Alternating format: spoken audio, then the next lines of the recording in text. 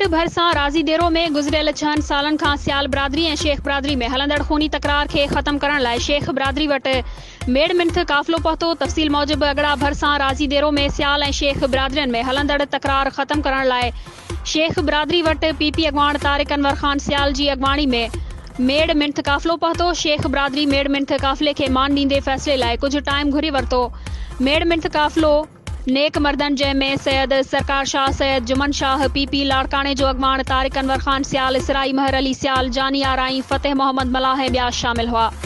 याद रहे त गुज़रियल 6 सालन खां सियाल बिरादरी ऐं शेख बिरादरी में हलंदड़ खूनी तकरार जंहिंमें शेख बिरादरी जा 4 ऐं सियाल बिरादरी जो 1 खून थी चुको आहे। वधीक क़ीमती जानियूं ज़ाया थियण खां बचाइण लाइ फ़ैसिलो ज़रूरी आहे। नेक मर्द उमेद कयो आहे त धुरियूं मेड़ मिंथ खे मान ॾींदे जल्द फ़ैसिलो करे खीर खंड थी वेंदियूं।